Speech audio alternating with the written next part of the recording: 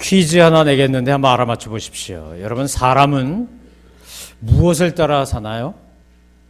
너무 어렵습니까? 너무 거창합니까? 객관식 1번 꿈, 2번 계획, 3번 돈, 4번 권력. 뭘 따라 살까요? 꿈 따라 삽니다. 사람은요, 누구나 다 자기의 꿈을 쫓아 삽니다. 그래서 나이가 어리면 꿈이 참 많습니다. 나이를 먹어가면 어떻게 되죠? 꿈이 없어지거나 사그라들거나 줄어듭니다. 10대 때만 해도요, 뭐든지 할 수 있을 것 같습니다. 내가 이제 어른이 되면 난 이렇게 할 거야. 10세 미만일 때는 더 큰 꿈을 꿉니다. 그리고 어떤 의미로는 어른들이 준 꿈을 꿉니다. 10대가 되면 이제 어른들이 준 꿈이 아니라 자기 꿈을 좀 더 구체화시키기 시작하면서 꿈을 꿉니다. 그러다 20대가 되면 우리나라는 어쩌면 대학을 들어가는 순간부터 조금씩 꿈이 좌절되기 시작할 겁니다. 이게 아닌데? 내 꿈은 원래 이게 아니었는데? 그러다 30대가 되고 40대가 되면 어떻게 하기 시작하냐? 꿈꾸기를 중단하거나 포기하기 시작합니다. 50대가 되면은요, 그때는 꿈 같은 단어는 정말 꿈결에나 하는 겁니다. 잠꼬대 같은 소리. 그러니까 개꿈, 내가 꿈꿨나? 뭐 이러면서 넘어갑니다. 나중에 60대, 70대, 80대가 되면 나중에 그냥 살아있는 게 감사하다고 바뀌기 시작합니다. 근데 여러분, 성경으로 돌아가 보면 하나님은 하나님의 거룩한 꿈을 주고 그 꿈을 이루시는 데 있어서 나이를 보시고, 이 사람이 몇 살이냐? 나이를 보시고 결정하시고 선택하시고 꿈도 주고 비전도 주고 사용하셨나요? 아니면 나이와 상관이 없었나요? 나이가 상관이 없었습니다. 우리가 아는 것처럼 모세는 80세의 부름을 받았습니다. 그리고 그는 120세까지 사역했습니다. 출애굽이라고 하는 엄청난 이 격동의 세월을 민족의 지도자가 되어서 민족이, 자기 백성들이 그렇게 반발하고 반항하고 막 치받고 이런데도 불구하고 끝까지 가나안 땅에 여리고성 앞에까지 인도하는 역할을 충실하게 했습니다. 뿐만 아니라 그는 120세 하나님의 부르심을 받아갈 때도 그의 기력이 쇠하지 않았다라고 말합니다. 여호수아와 함께 가나안을 정복했던 갈렙이라고 하는 탁월한 지도자는 85세에 지금의 예루살렘인 산지를 내게 달라고 요구했습니다. 그리고 내가 저 산지를 정복하는 것을 통해서, 그래서 후배들에게, 이 출애굽한 2세들에게 믿음으로 사는 게 뭔지를 보여주겠다고 여호수아에게 요청했습니다. 그리고 그는 85세에 정말 산지를 정복하는 정복전쟁의 선봉장이 되었습니다. 저희 아버님도 이제 조금 있으면 90이 되실 80대 후반의 어른이신데 저를 만나시면 이럽니다. 70대에는 1년이 다르더니 80대가 되니까 한 달이 다르고 이제 90이 다 되오니까 하루가 다른 것 같아, 이렇게 말씀하세요.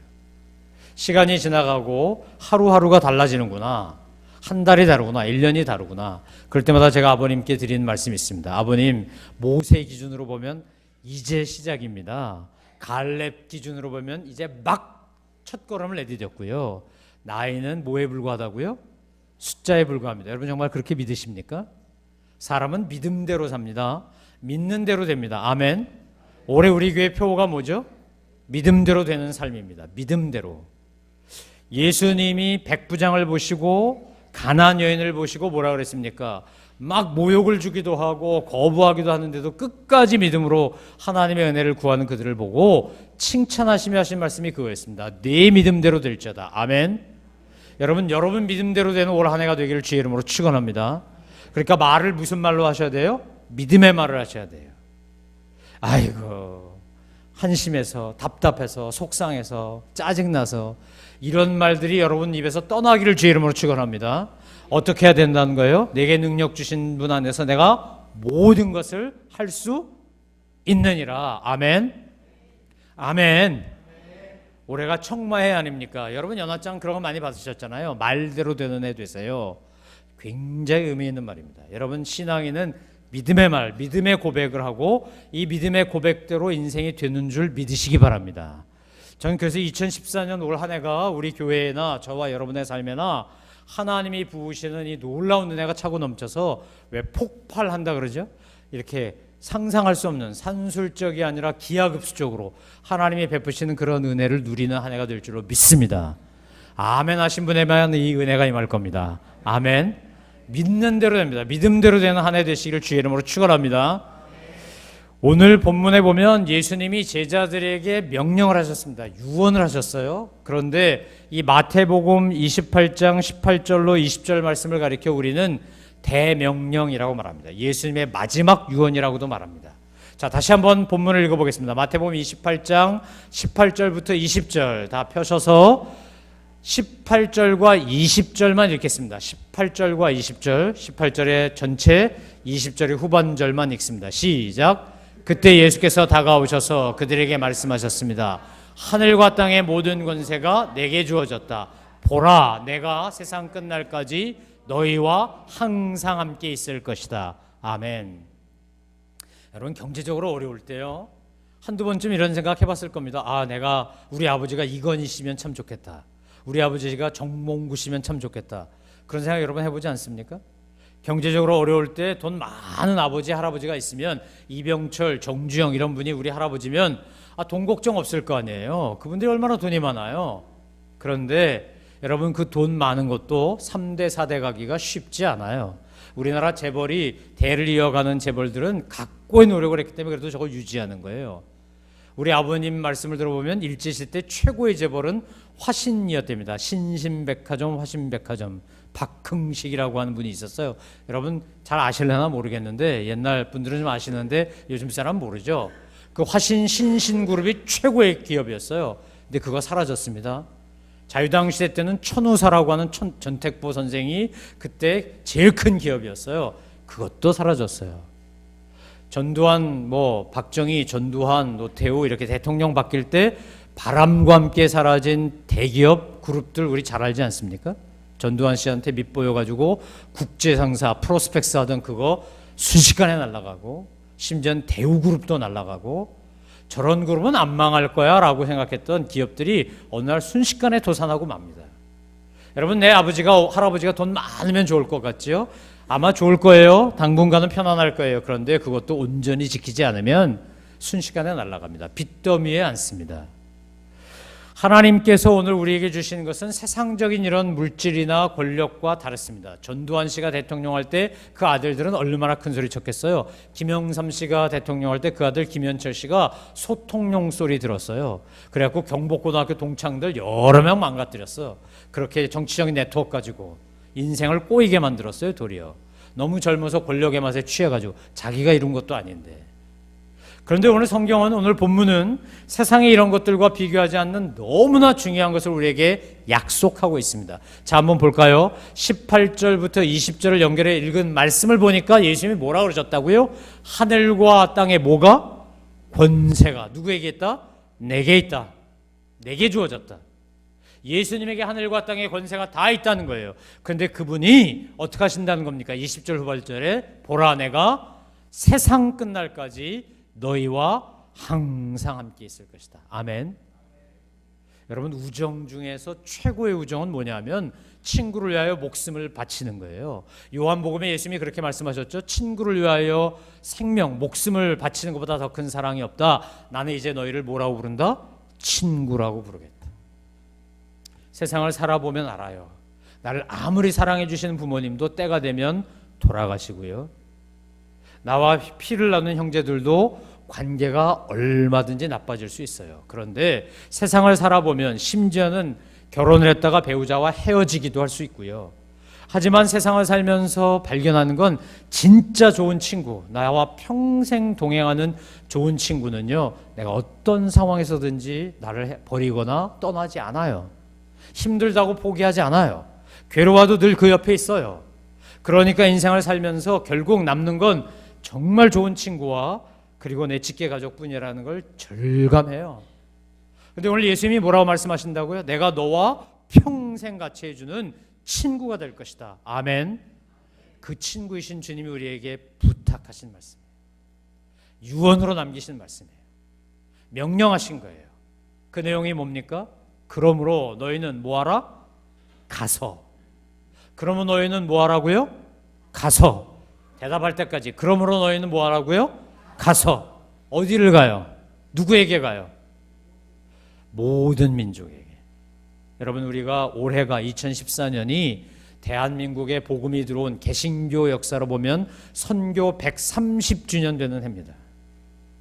저 말씀에 순종했던 언더우드, 아펜젤러, 알렌, 스크랜튼, 에비슨, 하디, 맥켄지, 우리가 알고 있는 그 수많은 사람들이 자기의 나라 미국, 캐나다, 영국, 호주 그 편안하고 좋은 거 다 떠나서 이 조선이라고 하는 불리우는 나라, 일본에게 식민지 지배받았던 그 나라, 스코필드 박사 이런 사람들이 가서 자기 나라 땅을 떠나 가서 하나님이 명령하신 민족에게 가서 복음을 전하지 않았다면 어찌 우리가 이 안에 앉아 계신 분 가운데는 이화학당 출신도 있고 배제학당 출신도 있고 경신, 정신, 연대 뭐 우리 기독교 바탕으로 세워진 학교 출신 많으시죠? 그 병원 덕분 분들 많죠? 전주 예수병원, 대구 동산병원, 곳곳에 병원, 학교, 교회 다 세우고 그곳에다가 얼마나 쏟아부었는지. 6.25 전쟁 났을 때 밥 피어슨이라고 하는 분이 한경직 목사님과 함께 6.25 동란으로 말미암아 고아되고 과부된 사람들 도와주려고 가서 대한민국에 와서 그들이요 선명회라는 걸 만들었어요. 그게 월드비전이에요. 지금 전 세계의 수많은 아이들을 공급하고 먹을 걸 주고 공부를 시켜주고 전 세계적인 네트워크로 된 이 기가 막히게 아름다운 NGO 밥 피어슨 박사가 대한민국에 가라, 너는 민족에게 가라, 고통당한 사람에게 가라 라는 말씀에 순종하지 않았다면 우리나라의 선명회는 없었을 거예요.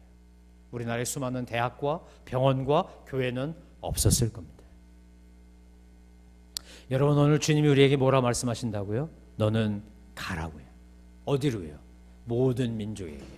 바꿔 말하면 전도하고 복음을 증거하고 하나님의 사랑을 전해야 될 자리에, 여러분의 삶의 자리가 선교지임을 알고 깨닫고 믿고 그곳에서 복음 전하고 사랑 전하는데 으뜸 되신 여러분 되기를 주의 이름으로 축원합니다.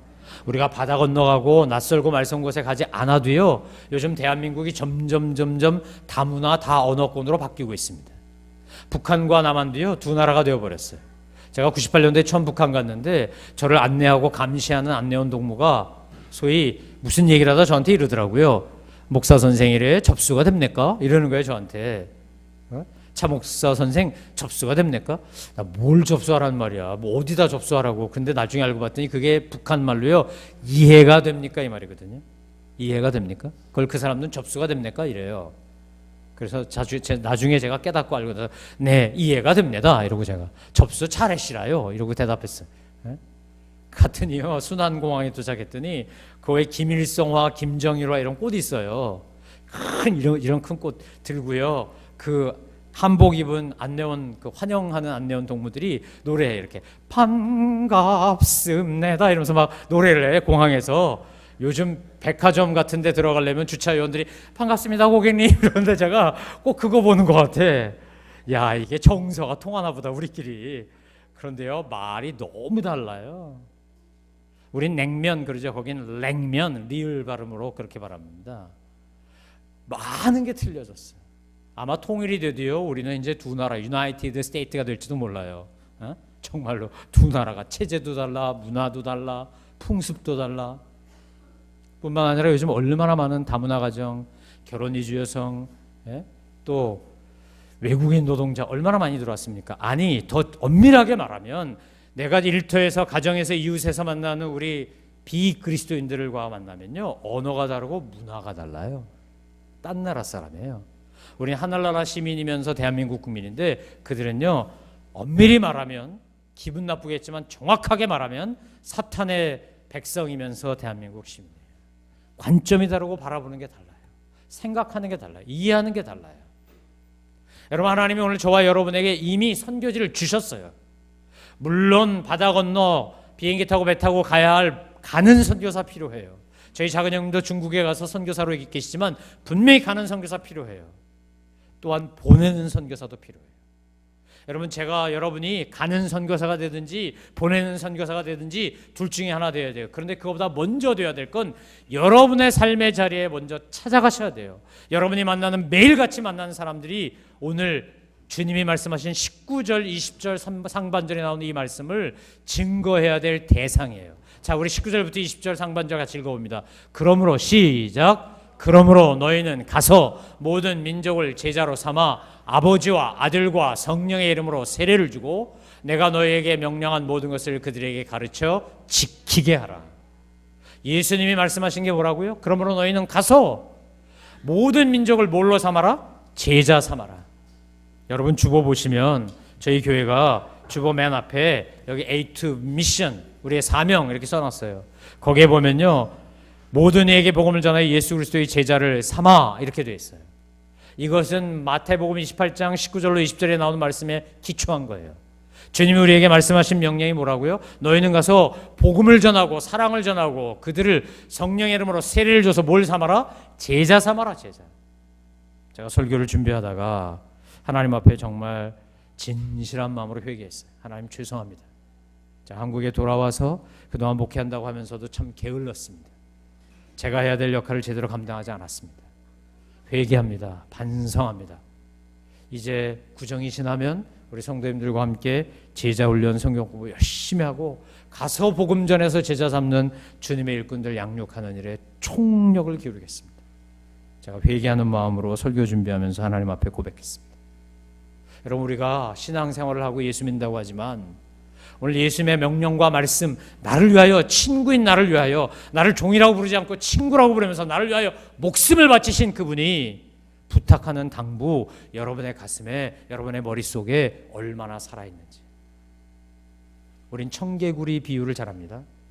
청개구리가 살아있을 때, 부모님 살아계실 때, 어머니 살아계실 때 무슨 이야기하면 꼭 반대로 했대지요. 그래서 죽은 다음에도 반대로 할까봐 그 어머니가 염려가 돼서 내가 죽으면 그 냇가에 묻어두라고. 그럼 얘는 아마 산에 묻을 거야. 어머니 돌아가신 다음에 청개구리가 반성하는 마음으로, 회개하는 마음으로 어머니 말씀대로 했다는 거 아니에요? 그래서 비만 오면 떠내려가니까 그 개구리가 그렇게 운다고. 개굴 개굴. 여러분, 청개구리 같이 우리가 살고 있지 않은지. 오늘 본문은 우리에게 분명히 말합니다. 모든 그리스도인들은 뭐다? 선교사다, 전도자다, 제자 삼는 사람이다. 아멘. 여러분이 어느 곳에서 무슨 일을 하든지 예수님이 말씀하신 명령과 이 유언이 여러분의 가슴에 살아있는 분들 되시고 실천하는 분들 되시기를 주의 이름으로 축원합니다. 그러기 위해서 뭐 해야 되냐? 그러기 위해서는 사도행전 1장 8절에 나오는 바로 이거 해야 돼요. 이거 하지 않으면 안 돼요. 이거 하지 않으면 우리가 가서 제자 삼고 성령으로 세례 주고 가르치고 지키게 못해요. 뭘 해야 되냐? 자, 사도행전 1장 8절 말씀 같이 읽습니다. 시작. 그러나 성령께서 너희에게 오시면 너희가 권능을 받고 예루살렘과 온 유대와 사마리아와 땅끝까지 이르러 내 증인이 되리라. 우리가 땅끝까지 이르러 증인되는 것, 예루살렘과 유다와 사마리아와 땅끝까지 이르러 증인되는 건 뭐가 돼야만 된다고요? 성령이 내게 임하셔야만요. 예수님이 부탁하신 유언의 말씀을 실천하려면 내 안에 뭐가 있어야 된다고요? 성령님이 부어주시는 권능, 성령님으로 말미암은 열정, 성령님으로 말미암은 사명감, 성령님으로 말미암은 책임감, 성령님으로 말미암은 가치관의 변화. 제가 헨리 듀란트라는 분의 이야기를 여러분에게 말씀드린 적이 있는데 기억하신지 모르겠어요. 그는 스위스 은행장이었어요. 돈 많은 사람이었어요. 요즘식으로 말하면 뭐 재벌쯤 되는 사람이죠. 근데 이 사람이 더 부자가 되고 싶었어요. 더 부자. 그의 꿈은 유럽 최고의 갑부가 되는 거예요. 그래서 그 당시 실세가 누구였냐? 불란서에서 황제로 등극한 나폴레옹이 그 당시 최고의 실세였어요. 나폴레옹에 가서 정치자금 되고 나폴레옹으로부터 보호받아서 그래서 유럽에 있는 모든 경제적인 권한을 자기가 독점하려고 헨리 듀란트가 나폴레옹을 찾아갔더니 나폴레옹은 러시아와 전쟁을 치르겠다고 이미 출전하고 없었어요. 그런데 스위스에서 파리로 가는 그 과정 중에 발견한 것은 수많은 사람들이 죽어가서 막 살이 떨어져 나가고 다리가 끊겨 나가고 팔이 잘려 나가고 배가 갈라진 채 죽어가는 비참한 모습이었어요. 오스트리아 합스부르크 왕가와 나폴레옹이 전쟁하고 옆에 있는 나라들 다 전쟁해가지고 그래가지고 완전히 이 영국을 뺀 러시아와 영국을 뺀 나머지 유럽을 나폴레옹이 완전히 지배하던 그 당시에 비참한 전쟁터의 모습을 보고 이 사람이 확 바뀌기 시작했어요. 그때 자기의 마음에 하나님의 음성이 들려왔어요. 헨리야, 내가 너에게 평생 못, 아니 5대, 10대, 100대까지 먹고도 남을 만한 물질을 주었는데 뭐가 부족해서 또 나폴레옹을 찾아가니? 나는 내가 내가 너에게 베푼 이 은혜와 사랑을 가지고 세상을 섬기기를 바란다. 이게 헨리 듀란트에게 들려왔던 하나님의 감동이었어요. 그가 돈 많이 벌려고 가다가 꿈이 바뀌기 시작합니다. 자기의 목표가 바뀌기 시작해요. 비전이 달라지기 시작해요. 그래서 자기의 있는 재산을 다 털어서, 그래서 그는 우리가 잘 알고 있는 적십자사, 레드크로스라고 하는 전쟁터에서 죽어간 사람들을 보고 피를 상징하는 붉은빛 십자가를 걸고 누구든지 오면 고쳐줍니다. 누구든지 오면 쉬게 합니다. 누구든지 하면 먹을 걸 줍니다. 자기의 전 재산을 다 털어서 그렇게 적십자사를 만들고 오늘도 전 세계에 곳곳에 적십자사 깃발을 날리며 사람들은 가장 평화를 사랑하는 NGO로 인정하는 기관이 되었어요. 여러분, 성령님이 내게 임하시지 않으면, 바꿔 말하면 성령 세례 받지 않으면 죽어가는 영혼을 바라봐도 아무 느낌이 없어요. 성령님이 임해야 죽어가는 영혼을 보면 견딜 수가 없어요. 그가 지옥을 향해 가는 길을 보면 가슴에 막 불이 붙어. 여러분, 사랑에 빠진 사람들은 어떡하죠?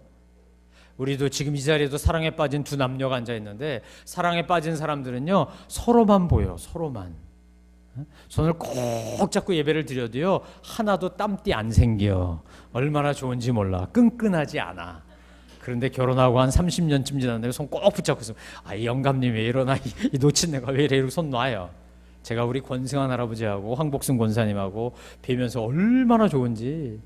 80대 어르신인데 황 권사님이 약간 건강에 문제가 있어서 그렇긴 하지만 손 꼭 붙잡고, 우리 아버님이 어머님이 이렇게 탁 포옹하고 이러고 그냥 한 걸음 한 걸음 이렇게 걸어가셔. 오실 때도 그렇게 오시고 가실 때도 그렇게 걸어가시고. 얼마나 보기 좋은지, 얼마나 부러운지. 사랑하니까요. 보호해야 되겠습니까? 내가 조금 더 힘이 세니까, 내가 좀 더 건강하니까. 아마 우리 황 권사님이 예전에 건강하실 때는 우리 권승환 집사님 안 그러셨을지 모르죠. 그런데 연약해지면서 꼭 붙잡고 다녔어요. 여러분, 성령님이 임하시면 제일 먼저 무슨 변화가 일어나냐? 내면의 변화가 일어나기 시작합니다. 관점의 변화가 일어나요. 여러분, 우리가 이 땅을 살아가면서 필요한 것들이 참 많습니다. 자녀도 양육해야 되고요, 경제활동도 해야 되고요, 자아 성취도 해야 되고요. 그러나 다 놓고 가요. 어느 것도 가져가지 못해요. 우리가 이 땅을 살아가면서 내가 두 나라 시민권을 갖고 있구나 라고 깨닫기 시작합니다. 성령님이 임하시면 영원히 살 나라 시민권과 잠시 머물다 가는 나라 시민권이 있구나. 대한민국 국민이라고 하는 시민권은 우리가 70년, 80년, 90년 살다가 끝나면 끝이에요. 제가 캐나다 가서 이민 목회할 때 필요해서 캐나다 시민권 받았지만, 캐나다 떠나서 대한민국 오면 다시 대한민국 시민권 받고 사는 거예요. 그건 영원하지 않아요. 그런데 천국 시민권은 영원해요. 하나님의 나라 백성 되는 건 영원해요. 여러분, 정말 우리가 영원한 하나님의 나라를 향하여 살아가느냐, 썩어져 버릴 없어질 것을 향하여 살아가느냐. 아버지는 아들에게 23번 물어봐도 내 아들 천재인가 봐. 그리고 일기장에 써놓을 정도로 막 기뻐하면서 까마귀야 까마귀 가르쳐주지만, 아버지는 4번만 물으면 벌써 아들놈은 시궁질내고 짜증내면서 까마귀라고. 까마귀 못 들으셨어요? 까마귀라니까요. 여러분, 이게 인간의 마음이에요.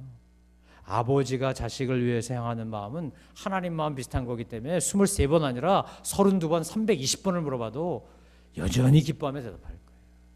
성령님이 내 안에 임하셔야 죽어가는 영혼들이 불쌍해 보이기 시작해요. 용서할 수 없는 인간이 용서가 되고요, 사랑할 수 없는 사람이 사랑이 되고요, 내가 있는 삶의 자리가 하나님이 보내신 선교지라는 생각을 하기 시작해요. 사랑하는 성도 여러분, 모든 사람은 자기 비전과 꿈을 따라 살아요.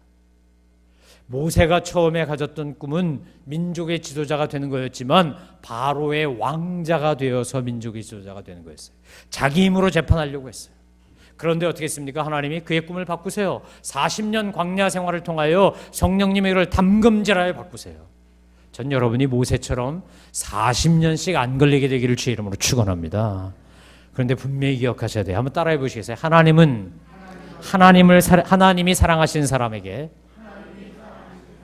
훈련과 연단을 통해 하나님의 일꾼으로 만드시는 것을 포기하시는 법이 없다. 빨리 훈련 끝나는 게 감사한 줄 아시기 바랍니다. 아멘. 여러분이 고집 피우고 내 멋대로 하면요 오래 걸려요. 모세는 제가 보기에 고집이요 황소힘줄보다 센 사람이었을 거예요. 그러니까 40년씩 걸렸지. 썸바디가 노바디 될 때까지요 40년 걸렸어요. 다윗도 요셉도 10년 넘게 걸렸어요. 훈련을 통해서 하나님이 결국 뭐라는 거라고요? 내 내면을 바꾸시는 거예요. 내면을. 내 속사람을 바꾸시는 거예요. 성령님이 임하시면 제일 먼저 드러나는 특징이 뭐라고요? 내 관점이 바뀌어요. 내 추구하는 목적이 바뀌어요. 비전이 바뀌어요. 헨리 듀란트는 최고의 부자가 되고 싶었는데 주님의 음성을 듣고 나서 그는 최고의 자선사업가가 됐어요. 돈을 움켜쥐고 살고 싶었는데 돈을 나눠주는 사람으로 바뀌었어요. 근데 그는 죽었지만, 그는 생을 마쳤지만 전 세계인들은 적십자사 레드크로스라는 이름을 기억해요. 바피언슨 박사나 한경직 목사님 돌아가셨지만 그러나 전 세계인들은 월드비전이라는 단체를 기억해요. 여러분, 오늘 저와 여러분이 갖고 있는 꿈은 무엇인가요? 정말 성령님으로 말미암은 거룩한 꿈을 꾸며 살아가고 계시는지요? 여러분이 끊임없이 세상적인 것에서부터 자유하지 않다면 아직 여러분은 성령님께 붙잡힌 바 된 사람들이 아닙니다. 예수님의 마태복음 28장 18절로 20절 말씀을 하실 때까지도 부활하시고 승천하시기 전에 제자들에게 이 말씀을 하셨는데도 불구하고 제자들은 사도행전 1장에 보면 무슨 질문만 합니까? 언제 이스라엘이 로마로부터 독립되겠습니까? 이 질문만 합니다. 예수님이 이렇게 대답하시죠. 요한복음 이미 18장 36절에서 빌라도에게 대답하셨던 것처럼 내 나라는 이 세상에 속한 것이 아니니라. 빌라도에게 대답할 때도 그렇게 말씀하셨어요. 내 나라가 이 세상에 속한 것이었다면 천군 천사가 와서 내 종들이 와서 나를 유대인의 손에 넘겨주지 않았을 것이다. 내 나라는 이 땅에 속한 것이 아니라고. 이 나라 넘어라고요. 성령님께 감동되지 않으면 저 북한 호시탐탐 노리고 맨날 테러하고 억울하게 무고한 생명들을 뺏어가고 깡패 집단 같은 저 나라를 위하여 기도가 안 나와요. 자기들이 만행을 저질러 놓고도 뻔뻔하기 짝이 없는 일본을 향해서 복음 들고 그 땅 찾아가고 싶은 마음 절대 없어요. 근데 성령님이 임하시면요, 성령님이 내 속사람을 바꾸면요, 그러면 그들이 불쌍해 보이기 시작해요. 내가 구원받아야 될 불쌍한 죄인이듯 저들이 구원받아야 될 불쌍한 죄인으로 보이기 시작해요. 여러분, 세계에 대한 지평과 지경이 넓어지기 시작해요. 사람을 바라보고 공동체를 바라보는 게 달라져요. 예수님이 언제 이스라엘이 독립되겠냐고 묻는 제자들을 나무라시지 않고 뭐라 그랬습니까? 오늘 1장 8절의 말씀, 그러나 성령께서 너에게 오시면 너희가 권능을 받고 예루살렘과 유다와 사마리아와 땅끝까지 이르러 내 증인이 될 것이다. 우리를 핍박하고 괴롭히는 로마에게 가서도 복음 전하고요, 나한테 원수 같은 인간에게도 하나님의 사랑을 전하고요. 성령 충만하지 않았다면 손양훈 목사님은 안재선 씨를 양자로 삼지 못하는 거예요.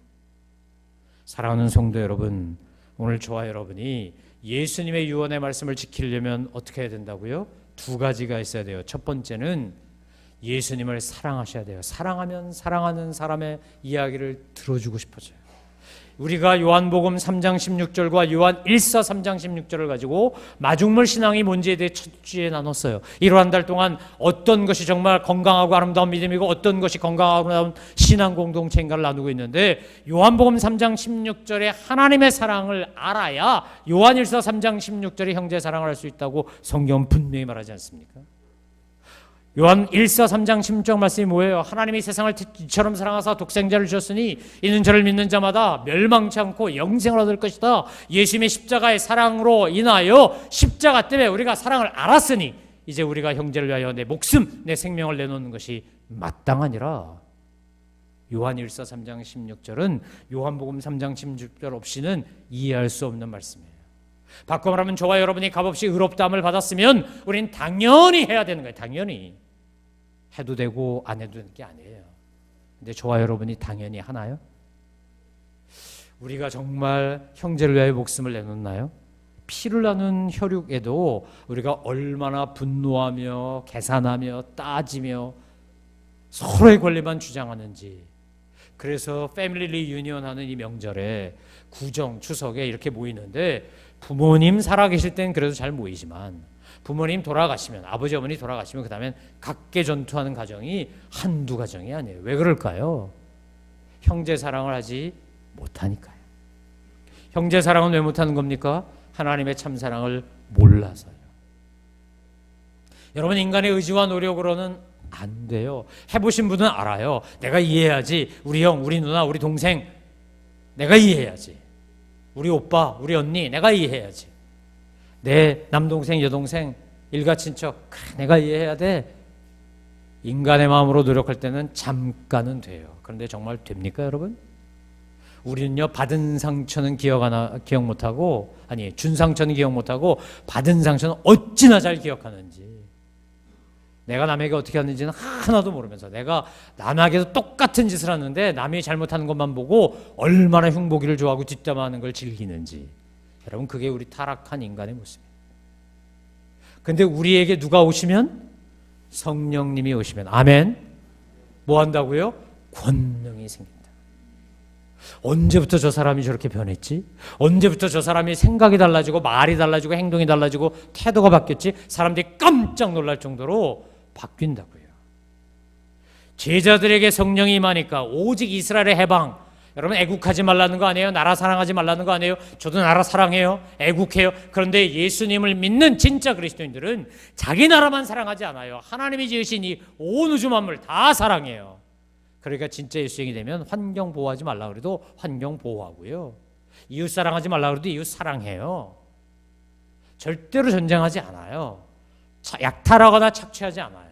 말로 폭력 행사하지 않아요. 몸으로 폭력 행사하지 않아요. 왜요? 창세기에 주님이 아담과 하와에게 뭐라 그랬어요? 이 땅을 잘 내가 돌보라 그런 거예요. 돌보라고. 네 마음대로 착취하라는 거 아니에요. 인간들이 욕망을 가지고 막 자연을 파괴하고 착취했더니 지금 자연이 피조물이 우리한테 복수해요. 미국 북동부는 지금 막 체감 온도가 마이너스 50도래요. 반면에 남미는 막 절절 끓어서 죽겠다는 거예요. 환경이 우리에게 보복해. 여러분, 성령님이 임하시면, 속사람이 바뀌면, 욕심에 사로잡혀 욕망에 사로잡혀 살던 내가 거룩한 하나님의 욕망에 사로잡힌 사람으로 바뀌게 된 것을 믿으시기 바랍니다. 그래서 우리가 간절히 기도해야 될 게 뭐라고요? 주여, 오늘도 나에게 성령을 부으소서. 아멘. 성령님으로 말미암지 않고는 건강한 신앙생활 못해요. 성령님으로 말미암지 않고는 영적 발도도 못해요. 여러분, 송구영신 예배 때 올해 연말에 여러분이 송구영신 예배 드리면서 다시 열어보았을 때 듣고 싶은 나의 10대 뉴스. 야, 내가 10가지 소원을 가지고 하나님 앞에 기도했는데 정말 하나님이 다 들어주셨어. 그 10대 뉴스 중에 1번 뭐로 쓰셨나요? 저는 목사니까 하나님, 우리 참사랑교회가 정말 사도행전 2장에 나오는 이런 교회 되게 해주십시오. 우리 성도들이 정말 사도행전에 나오는 그런 제자들이 되게 해주십시오. 저는 목사니까 그런 기도를 쓰죠. 세상 사람들이 깜짝 놀라는 아름다운 믿음의 공동체, 사랑의 공동체, 말씀의 공동체, 예배의 공동체, 은혜와 선교의 공동체가 되게 해달라고. 하나님, 그렇게 되게 해달라고요. 그러는 길은 오직 한 길밖에 없어요. 뭐 하셔야 된다고요? 성령 세례 받으셔야 돼요. 성령 충만하셔야 돼요. 아멘. 그걸 쉬지 않고 기도하신 여러분 되기를 주의 이름으로 축원합니다. 그러면요, 귀에서 환청이 들리듯이, 환상을 보듯이 계속 속에서 말씀이 올라와요. 뭐라고? 그러므로 너희는 가서 모든 민족을 제자로 삼아 아버지와 아들과 성령의 이름으로 세례를 주고 내가 너희에게 가르친 것을 그들에게도 가르치고 지키게 하라. 이게 막 올라와. 견딜 수가 없어요. 젊은 아펜젤러, 젊은 언더우드, 젊은 알렌, 젊은 게일, 그들이요 한 번도 본 적도 없고 들은 적도 없고 그곳이 어딘지도 모르는 이 조선이란 땅에 어떻게 몇 달씩 배를 타고 와서 배멀미해가며 다시는 못 돌아갈지도 모른다는 땅에 와서 평생을 복음을 전하다 죽었겠습니까? 아펜젤러는 젊어서 고등학교 다닐 때 수영 선수였습니다. 자기 학교 대표 수영 선수. 그런데 그가 서해에서 물에 빠진 조선인 건지다가 익사했어요.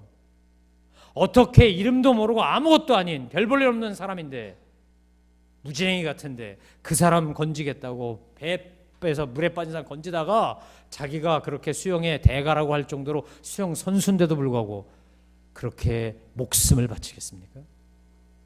뭐가 그렇게 만드는 거죠? 오늘 여러분 참사랑교회가 여러분의 삶이, 여러분의 가정이 하나님의 은혜 화라산이 팍 터져나오고 놀라운 은혜가 넘쳐나려면 딱 한 가지밖에 없어요. 정말 우리가 여기에 혼신임을 다해서 하나님 앞에 매달려야 돼요. 그건 뭐라고요? 성령님 오시옵소서요. 성령님 오시옵소서. 나의 삶의 주관자가 되시고 나를 지배하시고 나를 다스리시고 나의 감정과 이성과 지성과 모든 것이 하나님의 은혜 아래에 있게 하옵소서. 아멘. 여러분 그렇게 되는 저와 여러분 되고 우리 공동체 되기를 주의 이름으로 축원합니다. 그래야 우리가 전도자의 사명, 선교사의 사명, 주님의 제자의 삶을 살 수 있습니다. 제가 토론토 미랄교회라는 교회를 섬길 때 제가 벤치마킹하고 섬겼던 교회는, 따라 배우려고 했던 교회는 시카고에 있는 윌로우 크릭이라는 교회였었습니다. 그 빌 하이벨스라는 목사를 제가 너무너무 좋아했습니다. 그분 개인의 어떤 퍼스널리티를 좋아한 게 아니고 그분이 목사로서 하나님 앞에 보여주는 헌신이 좋았기 때문입니다. 그 아버지가 아주 엄청난 부자였습니다. 이 네덜란드계 더치인데 얼마나 장사를 잘했는지, 그래갖고 19살에 이미 빌 하이벨스는 세계 일주를 마치고 자기 이름으로 된 경비행기, 자기 이름으로 된 요트까지 있었습니다. 19살에 남미에 가서 브라질의 리오데자네이로, 여러분 아시잖아요. 이렇게 예수 석상이 이렇게 있는 그 곳에 스카이 라운지 있는 그 호텔에서 밥을 먹고 있는데 자기 뒤에서 65세 은퇴한 미국 노부부가 앉아서 이런저런 대화를 하는데 들려오는 게 바로 뒷좌석에 앉았으니까. 근데 이런 내용에 쉽게 말하면, 여보 드디어 우리가 꿈을 이뤘어. 내가 65세 은퇴하고 나면 당신하고 손 붙잡고 세계 여행 다니면서 소위 명승지를 다니면서 그러면서 이 멋진 야경도 보고 맛있는 식사도 하고 그러면서 살려고 했는데 드디어 꿈을 이뤘어. 아이고 감사해, 고마워, 행복해, 뭐 이런 얘기를 하는 거죠. My dream, our dream is come true 이래가면서. 그런데 19살짜리 빌 하이벨스가 생각해 보니까 난 19살의 세계를 다 돌았으니 난 앞으로 뭘 위해 살지? 이 사람들은 이걸 위해 65세 은퇴하는 걸 바라보고 그렇게 열심히 달려왔다는데 난 아버지 덕에 안 가본 데가 없는데, 물론 그 사람이 한국은 나중에 왔지만 일본, 뭐 유럽, 중남미, 아프리카, 아시아 안 가본 데가 없는데 난 뭘 위해 살지? 그리고 고민이 되더래요. 그리고 집으로 돌아왔는데 시카고에 있는 트리니티 신학대학 입학 원서가 이렇게 눈에 보이더라는 거예요. 그래서 제가 신학대학을 간 거죠. 바이블 칼리지를 간 거예요. 근데 그날 수업을 듣고 얼마 안 됐는데 불란서를 통해서 미국에 온 소위 동유럽계죠. 엄밀히 말하면 교수님이 사도행전 2장을 가지고 강의를 하면서 도전을 하더라는 거예요. 영어식으로 스튜던트 이런 것도 아니고 불란서 억양을 스튜던트 이래가면서 제군들 뭐 이래가면서요. 사도행전 2장을 가지고 오늘날 우리 미국에 이런 교회가 있어야 됩니다. 여러분이 이런 교회를 세울 사람이다. 우리가 믿음을 가지고 도전하면 성령님이 분명히 도와주신다고 했다. 사랑하는 제군들 나가서 교회를 개척하고 이런 교회들이 되도록 하십시오. 도전하는데 다른 학생들은 웅성웅성하고 딴짓하는데 자기한테는 비수처럼 꽉 꽂히더라는 거예요. 그래서 자기 동네에 있는 친구들, 고등학생들 몇 명이 모여가지고 기타 치고, 우리 같으면 상가지야 극장 상영 안 하는 시간에 빌려서 그렇게 예배 드려서 지금은 미국에서 둘째가라면 서로 얼마나 대형 교회, 크다고 좋은 거 아니에요. 그래서 말하는 거 아니에요. 정말 건강한 교회를 세웠어요. 제가 그 교회를 좋아하게 된 이유는 딱 하나 있어요. 제가 우연히 동영상을 보았는데 시카고 불스라고는 농구팀이 그 농구 시합하는 그 실내 체육관, 시카고에는 몇만 명 들어가는 그곳에서요, 그들이 예를 들어 한 20주년, 25주년 이렇게 기념 예배를 드리는 거예요. 다 모여야 되니까. 교회를 여러 번 예배를 드리니까, 예배를 나눠서 드리니까 다 모이기 위해서 그렇게 모였는데, 그때 고등학생이었던, 아주 그냥 여드름이 다닥다닥 났던 고등학생이었던 그 사람이 성장해서 아줌마가 되고 목사가 돼가지고 그분이 예배를 인도하면서 들어가는 성도들에게 손전등 하나씩 쫙 나눠주더라고요. 쫙 들어가요. 예배 인도하다가 이렇게 말해요. 사랑하는 성도 여러분, 이제 불을 끄겠습니다. 여기에서 불을 다 끄면 깜깜해질 거라는 거예요. 여러분에게 나눠드린 손전등으로 제가 부탁을 하면 불을 켜주시기 바랍니다. 제가 하나, 둘, 셋 하면 이런 분들은 불을 켜주세요. 그러면서 설명한 게 윌로우 크릭을 통해서 예수님을 만나신 분들, 윌로우 크릭에서 세례받고 예수 믿으신 분들, 하나님을 믿긴 믿는다고 하면서 교회를 다니긴 했지만 그냥 설렁설렁 다니다가 인격적인 하나님을 만나신 분들은 제가 please light on 그러면 이렇게 불을 켜주세요. 그럼 불을 켜달라고 그렇게 부탁을 하더라고요. 그 동영상을 보는데 불이 탁 꺼지니까 깜깜해요, 거기가. 그리고 이 여자 목사님이 그렇게 말한 대로 자 불을 켜달라고 everybody please light on 불을 탁 켜는 소리가 그 체육관 실내 체육관 안에 막 메아리가 치는 거예요. 그러더니 불이 하나씩 탁탁탁탁탁탁 들어오는데 나중에 거기가 대낮처럼 하더라고요. 제가 그 동영상을 처음 봤을 때 그래 바로 저거야. 저게 바로 교회지. 저게 신앙생활이지. 도대체 어떤 교회길래 저런 게 가능한가? 90% 이상이 그 교회를 통해서 처음 예수님 믿고 90% 이상이 그 교회에서 정말 말씀대로 살아가고 그 교회 주차장에 가면 엄청나게 넓은데 뭐 몇십만 평 되니까 땅이 가면 모토로라 본사 옆에 있는데 가면 희한한 풍경이 하나 있어요. 뭐냐면요. 차를 이렇게 주차하고 가운데 이렇게 서로 차끼리 전면 주차하도록 하고 그리고는 가운데 길이 쫙 있거든요. 길을 그 주차해 놓은 뒤에 보면 트렁크 뒤에요. 뭐가 이렇게 꾸러미들이 있어요. 꾸러미들. 그러면 골프카트를 타고 쫙 지나가면서 그 꾸러미들을 이렇게 담습니다. 그게 뭐냐면 바쁘니까 맞벌이도 하고 뭐도 하고 되게 주말에 쇼핑하잖아요. 그로서리 먹을 거 사러 갈 때 그때 나눌 걸 사오는 거예요. 우리 가족 플러스 10분의 1 또는 5분의 1어치 더 사와. 그리고 거기다 이렇게 놉니다. 그러면 우리 식으로 하면 우리 교회 구제부가 극률사역팀이 쫙 골프카트 타면서 수거하는 거예요. 그리고는 가서 식료품 우리 식으로는 아나바다 하는 거죠. 아껴 쓰고 나눠 쓰고 바꿔 쓰고 다시 쓰고 그래갖고 쫙 돼 있어 거기. 캔별로 뭐 이거는 뭐 콩, 이거는 고기, 이거는 뭐 다 캔으로 해요. 왜냐하면 보관하고 먹어야 되니까. 그걸 쫙 해놓습니다. 그러면 가난한 사람, 힘든 사람들이 와서 가져가는 거예요. 심지어는 교회 한 구석에 자동차 정비소가 있어요. 내가 그 중고차를 타고 다니다가 이거 팔아서 새 차 사야 되는데 혹시라도 차가 필요한 사람이 있다면 비록 낡은 차지만 이 차를 주면 그 사람은 발이 생길 테니까 그러고 그냥 헌차 팔지 않고요. 그 차를 그냥 교회에다 갖다 놔요.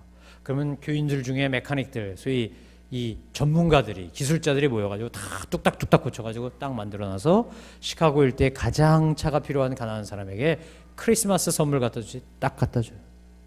그 사람이 율로크리 교인이어도 상관없고 아니어도 상관없어. 모슬렘이라도 상관없고 부디스트라도 불교 신자라도 상관없고 뭐 기독교인 아니어도 상관없어. 차를 갖다 줘요. 그러니까 그 사람들이 그 차 타고 다니면 저절로 교회 오게 돼 있어요. 제가 그 스토리를 읽다가 얼마나 도전을 받았는지.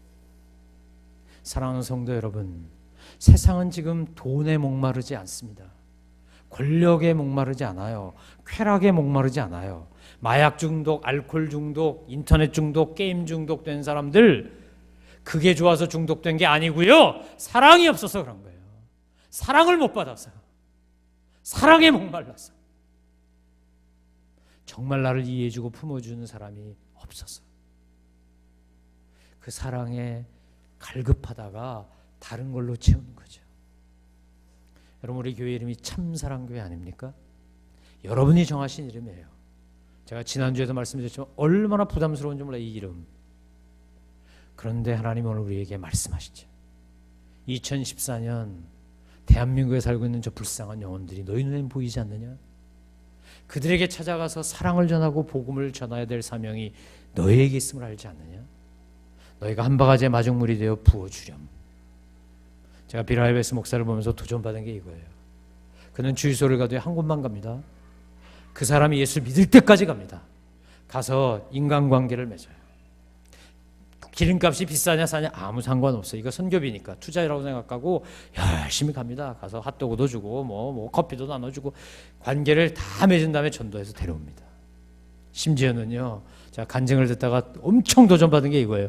하루는 미국 남자하고 한국 여자하고 결혼했어요. 한국계 미국인, 그 다음에 영국계 미국인 결혼해서 옆집에 사는데 이분이요 김치를 잘 담그는 거예요. 김치.